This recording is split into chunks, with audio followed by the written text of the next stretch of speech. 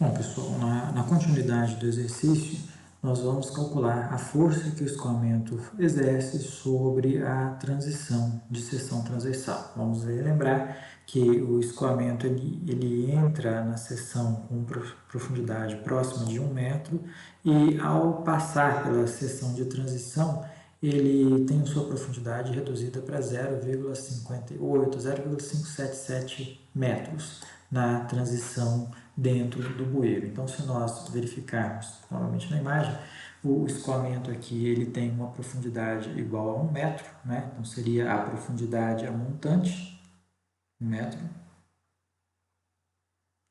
E ao entrar no escoamento em bueiro, ele vai passar a ter a profundidade de 0,577 metros. Então, nós vamos desenhar aqui. Vamos observar que o nosso degrau é um degrau de 40 centímetros, então ele tem 0,4 metros.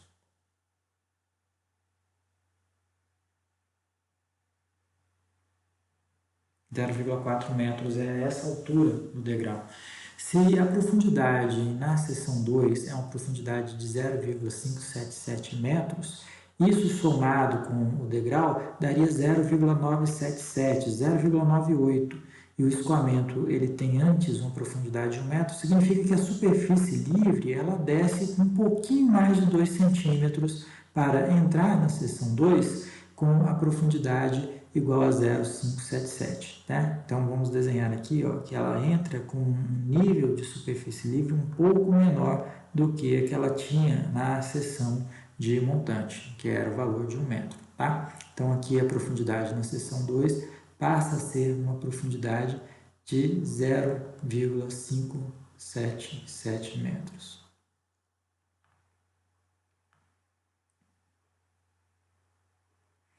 Portanto, a superfície livre ela sofre um ligeiro decaimento de cota para a entrada dentro do bueiro, certo? Então, nesse tipo de transição, onde nós aplicamos um degrau e aplicamos também uma redução da largura superficial da seção transversal. Nós notamos, então, que ao entrar de maneira subcrítica ou no regime subcrítico nesse bueiro, permanecendo em regime subcrítico, conforme nós preconizamos anteriormente, há um ligeiro, um leve decaimento da superfície livre para que o escoamento entre no bueiro a 0,577 metros de profundidade, certo? Nosso objetivo, calculado aí o nível de água, a profundidade da água na seção de jusante, é agora aplicar a equação de quantidade de movimento nesse sistema e calcular a força que o escoamento faz nessa região de transição. Então, nesse sentido, eu repliquei novamente aqui a figura para que a gente possa trabalhar, fazer os esquemas que vamos conduzir à montagem das equações de quantidade de movimento ou da equação de quantidade de movimento, se houver necessidade de apenas uma equação de quantidade de movimento. Então, a primeira coisa que nós vamos fazer num problema como esse, cujo objetivo é determinar forças, é desenhar o nosso volume de controle, certo? Então, nós vamos desenhar aqui um volume de controle que cobre a região entre a seção 1 e 2. Eu desenhei aqui a seção 1 e 2 um pouco distantes, mas na realidade elas são mais próximas possíveis, né? Nós poderíamos desenhar a seção 1 aqui imediatamente antes do degrau e a seção 2 aqui imediatamente depois do degrau. Essa distância está apenas no sentido da gente poder fazer desenhos internos e essa figura não ficar extremamente poluída, para facilitar o nosso entendimento. Então, isso que nós estamos tracejando aqui em alaranjado é o volume de controle que nós vamos estudar, certo? Então, nós vamos estudar os fluxos de massa que cruzam esse volume de controle, as faces desse volume de controle, que são as superfícies de controle. Então, veja que aqui há uma velocidade média V1, velocidade média de entrada no nosso volume de controle. Velocidade média V1 ela foi já quantificada, né, na parte anterior do exercício. Vamos procurar aqui uma velocidade de 0,25 metros por segundo. Vamos retornar aqui. E temos uma velocidade de saída pela seção 2, uma velocidade V2. Velocidade de saída pela seção transversal 2. Nós vamos notar que essas duas velocidades, elas são paralelas entre si, ou seja, a velocidade V1 ela ocorre numa direção, que é a mesma direção da velocidade V2. E todas as entradas e saídas de massa desse nosso volume de controle ocorrem, portanto, na mesma direção. Nós vamos lembrar que as paredes laterais desses condutos, desses canais, são paredes sólidas e que, portanto, não deixam a água passar nas suas laterais. Então, toda a água que entra na seção 1 sairá na seção 2 com velocidades paralelas entre si, portanto, atuando numa direção longitudinal, que nós sempre vamos chamar de direção X, como sendo a direção longitudinal do escoamento, certo? Então, essas velocidades ocorrem ao longo da direção X. Nós sabemos que há distribuições de pressão na superfície de controle 1 e na superfície de controle 2, e conforme a teoria que vimos em canais de fundo plano, vale a distribuição hidrostática de pressão. Então, nós temos uma pressão nula na parte superior da superfície livre, uma pressão que assume o valor máximo nas proximidades do fundo, com um prisma triangular. Então, nós temos uma distribuição triangular de pressão, uma distribuição linear de pressão, que é calculada ali pela distribuição hidrostática, certo? Então, nós temos aqui no fundo a pressão maior e aqui uma distribuição de pressão sobre essa superfície livre. A mesma coisa vai acontecer sobre a nossa superfície de controle, né? Distribuição de pressão sobre a superfície de controle. A mesma coisa vai acontecer lá na superfície de controle 2. Nós vamos ter uma pressão nula na superfície livre e uma pressão maior no ponto 2, situado no fundo do canal. E entre eles uma distribuição hidrostática de pressão. Haja vista que o canal tem fundo plano, certo? Então, em canais de fundo plano, a distribuição de pressão ela pode ser considerada aproximadamente a distribuição hidrostática. Desses dois prismas de pressão desenhados sobre as superfícies de controle 1 e 2, vai existir ou vai resultar uma força resultante que nós vamos chamar aqui de FP1, uma força decorrente da pressão na superfície de controle 1, e aqui uma FP2, uma força decorrente da pressão na superfície de controle 2. Então, vamos descrever quanto que vale essa força decorrente da pressão. Vamos lembrar que a força decorrente da atuação de um prisma de pressão sobre uma superfície é igual ao próprio volume do prisma de pressão. Então, uma força decorrente da pressão numa seção I ou uma superfície de controle I genérica, ela é igual a base, que vale ρg vezes HI, ou G vezes HI, vezes a altura do prisma, HI, dividido por 2. Então, nós teríamos a área desse triângulo aqui. Mas vamos lembrar que o nosso canal ele tem também uma largura. Então, para a gente transformar isso em volume, a gente precisa multiplicar pela largura do canal naquela seção I. Portanto, a força decorrente da pressão numa seção genérica, FPI, pode ser calculada como sendo ρ vezes G vezes BI vezes HI ao quadrado sobre 2. Certo? Então, essa é a força decorrente da pressão numa seção transversal qualquer. Feito isso, nós vamos, então, aplicar a equação de quantidade de movimento nesse nosso volume de controle. Lembrando que, ao passar pelo degrau, esse escoamento sofrerá uma certa resistência do degrau, além de sofrer tensões cisalhantes com as paredes de fundo. Isso provavelmente deverá causar sobre a massa de fluido que está aqui contida dentro do volume de controle, porque dentro desse volume de controle existe uma massa de fluido que está passando ali dentro dele, certo? Então, essa massa de fluido contida ali dentro do volume de controle deverá sofrer das paredes e do degrau uma força de resistência ao seu movimento, que nós vamos chamar aqui de Rx. Provavelmente essa força de resistência é causada pelo degrau, pelas paredes, sobre a massa de fluido contida no volume de controle. Provavelmente ela é da direita para a esquerda, haja vista que esses elementos, o degrau principalmente, vai exercer uma força no sentido contrário ao do movimento do fluido, certo? Vamos fazer o cálculo. Se der positivo Rx, significa que a gente está adotando o sentido correto. Se por acaso ela der negativo, significa que a Rx, na realidade, está no sentido contrário. certo? Então, nesse aspecto, o que nós vamos fazer é aplicar a equação de quantidade de movimento na direção x. Equação integral de quantidade de movimento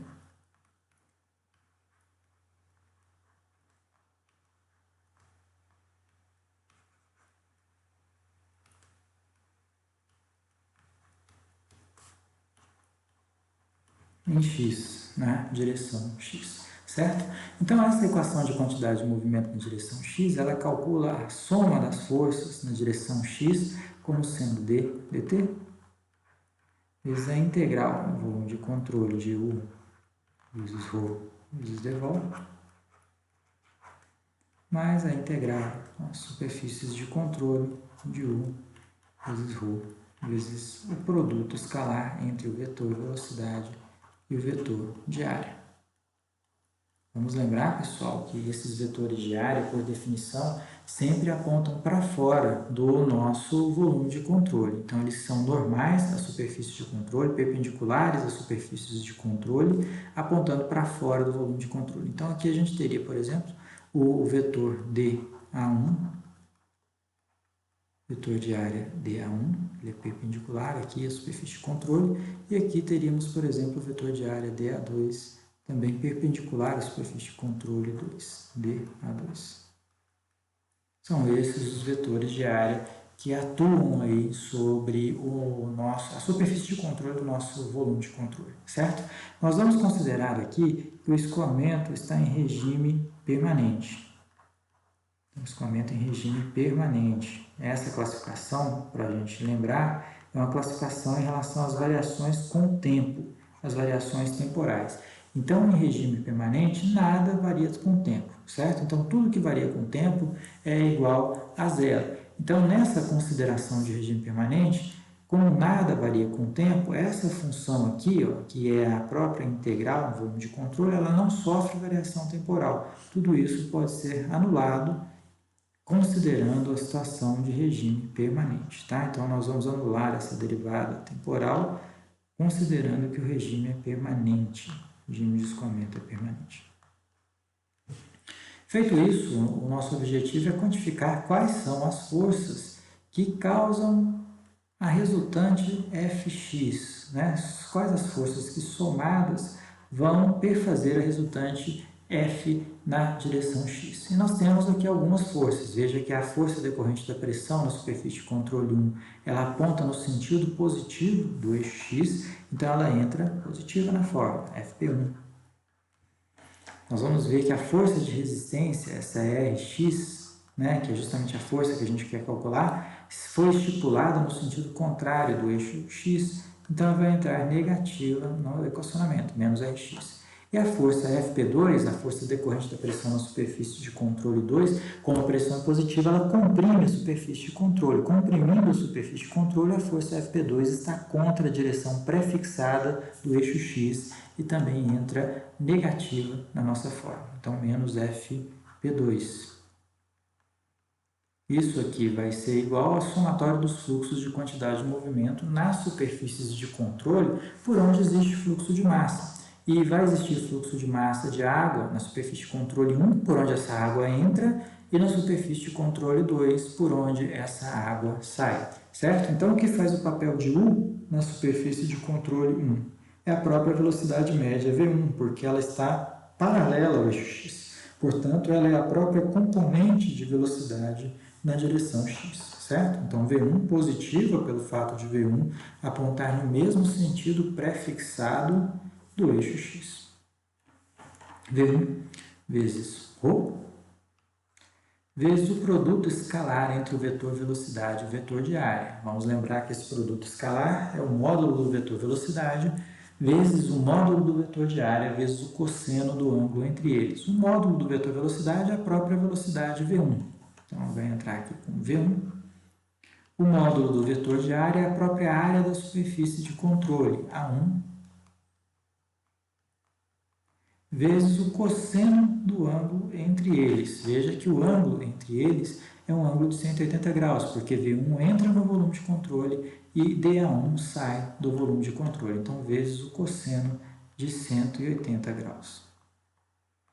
mais somatório de fluxos de quantidade de movimento na superfície de controle 2. O que faz o papel de U na superfície de controle 2? É a própria V2, porque a V2 ela é paralela ao eixo X, então ela é a própria componente U. Então, mais V2 entra positiva, porque V2 aponta no sentido do eixo X, vezes o ρ, vezes o produto escalar entre o vetor velocidade e o vetor de área. Então, o vetor velocidade é a própria V2, então tem o módulo V2. O vetor de área é a área da superfície de controle 2, portanto, tem a área A2, vezes o cosseno do ângulo entre eles. Esse ângulo agora é um ângulo de 0 graus, certo? Então, vezes o cosseno de 0 graus. Está montada, então, a equação de quantidade de movimento na direção x. O que nós vamos fazer é isolar o valor de Rx. Então, esse Rx, ele vai valer Fp1 menos Fp2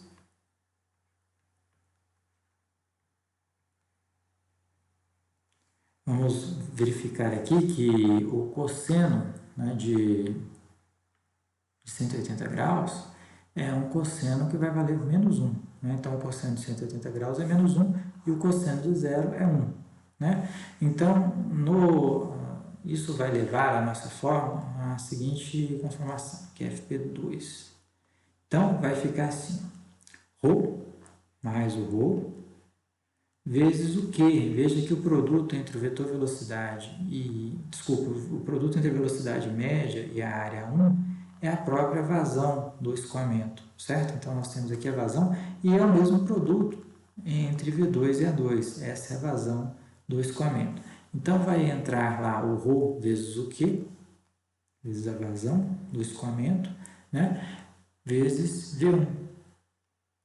ρ vezes o Q, vezes V1, menos o ρ vezes o Q, vezes V2.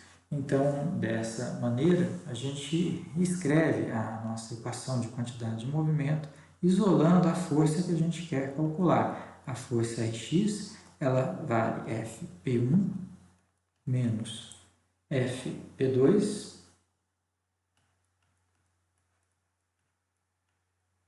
mais ρ vezes Q vezes V1 menos V2. É essa equação, então, que nós vamos levar lá para o Excel para que a gente possa fazer o cálculo dessa força Rx. Tudo bem, pessoal?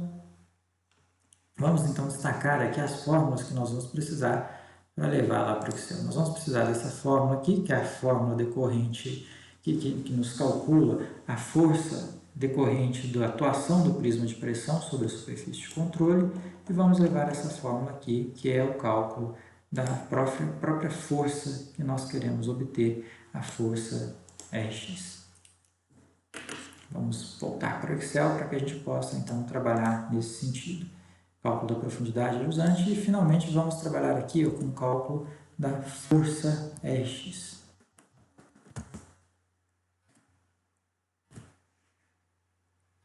Bom, então para o cálculo da força X, vamos notar que a gente precisa do cálculo das Fp1 e da Fp2, então vamos colocar ali o valor dessas forças Fp1, essas forças calculadas no sistema internacional, então vamos deixar tudo em Newton, Fp2 em newtons. Nós precisamos calcular a velocidade V2, né? Veja que ela não foi calculada aqui anteriormente, então vamos aproveitar e calcular a velocidade média do escoamento na seção 2, em metros por segundo, e finalmente vamos calcular o valor de Rx, esse valor em newtons, e depois vamos transformar esse Rx em kgf, para a gente ter uma noção melhor da grandeza dessa força. Ajeitando aqui as nossas células, vamos então aplicar as equações. O cálculo do Fp1, que é a força decorrente da pressão, ou decorrente da atuação do prisma de pressão, ela é igual à massa específica do fluido, né? Nós também não entramos ali com uma massa específica, mas podemos adotar 1.000 kg por metro cúbico, que é a massa específica da água, né? Então vamos lá, é a massa específica vezes a aceleração da gravidade vezes BH² sobre 2. Vamos lá? É a massa específica vezes a aceleração da gravidade, 9,81, vezes a largura da seção transversal, 1, né? O escoamento na seção 1. Essa largura é B1, vezes H1² sobre 2. Então, aqui é H1² dividido por 2. Esse é o valor da FP1 em newtons. O valor da FP2 vai ser igual a ρ, 1.000, que é o valor da massa específica do fluido, vezes 9,81, vezes a largura da seção 2, o B2, vezes H1², desculpa, vezes H2² sobre 2. Então, nós temos aí, este é o valor da força decorrente da pressão na seção 2. Eu aproveitei e transportei lá do bloco de anotações o valor da fórmula para calcular aqui a força X, mas antes disso nós também podemos calcular a velocidade média do escoamento na seção 2. Essa velocidade média no escoamento da seção 2 é igual a vazão, dividido pela área molhada da seção 2. Essa área molhada da seção 2 é igual à largura da seção 2 vezes a profundidade dessa seção. Então, temos ali uma velocidade de 0,72 metros por segundo. E aí, finalmente, conhecidas FP1, FP2 e as velocidades, nós vamos aplicar a equação para cálculo de Rx. Então, esse Rx é igual a FP1 menos FP2 mais o ρ, vamos considerar aqui 1.000 kg por metro cúbico, o ρ da água, vezes a vazão Q, vezes o valor de V1 menos V2. Vamos ver aqui, notar que o V1 está aqui nessa célula, menos o valor de V2 que acabamos de calcular aqui nessa célula. E finalmente nós temos aí o valor da força Rx em newtons, né? Vamos transformar essa força em kgf. É pegar o valor da força em newtons e dividir pela aceleração da gravidade, 9,81. É uma força de 776 kgf. Vou deixar isso aqui azul e destacar o valor da força que nós calculamos. Destacar aqui o valor em kgf, que é um valor mais fácil da gente entender, certo? Veja, pessoal, que é importante a gente comentar isso, que a nossa força calculada, ela deu positiva.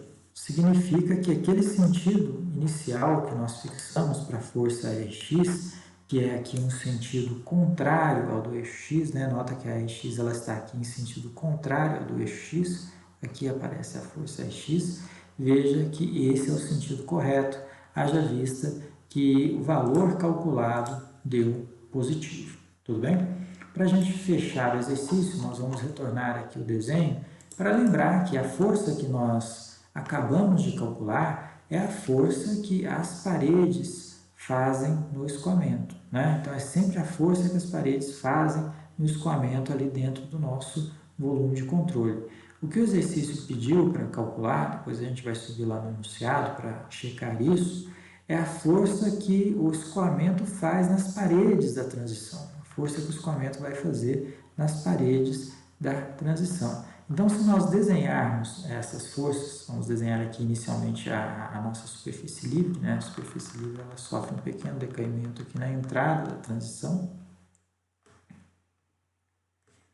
Se nós desenharmos o nosso volume de controle, a região do nosso volume de controle, essa região aqui,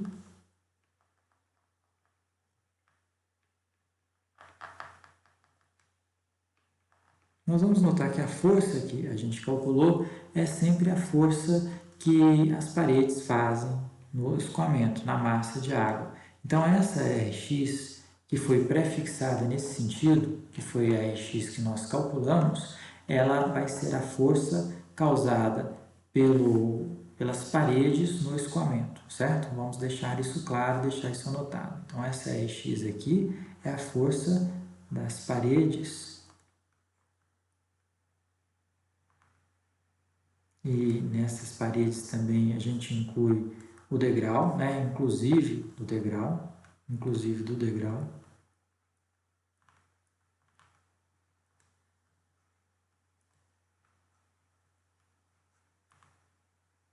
e também da redução de seção, né?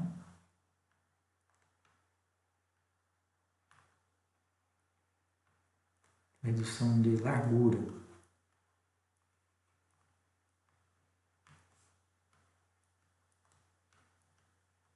Essa força causada no escoamento. Ou seja, sobre a massa de fluido contida dentro do volume de controle. Essa não é a força que o enunciado pediu para que a gente calculasse, né? Vamos retornar ao enunciado para a gente verificar aqui. O enunciado ele pede que a gente calcule a força do escoamento sobre a transição, portanto, sobre as paredes. Então, verificando a força que o escoamento causa sobre as paredes, ela é a mesma Rx em módulo em direção, porém em sentido contrário, certo? Então, a força que o exercício pede para a gente é essa aqui, ó, essa força Rx, que também tem o mesmo valor em módulo, portanto, vale ali o seu 776,45, 776,45 pgf, mas é uma força causada pelo escoamento na transição, né? Então, é a força que o escoamento faz na transição, a força do escoamento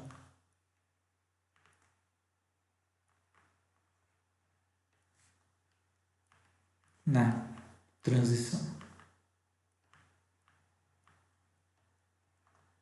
Portanto, é essa a solução do nosso problema. Um problema que foi resolvido em duas partes, vamos lembrar, né? Na primeira parte, o objetivo era aplicar aqui a equação de Bernoulli e, a partir do conceito de energia específica, obter o valor da profundidade na seção 2. Obtivemos uma profundidade de 0,58 metros.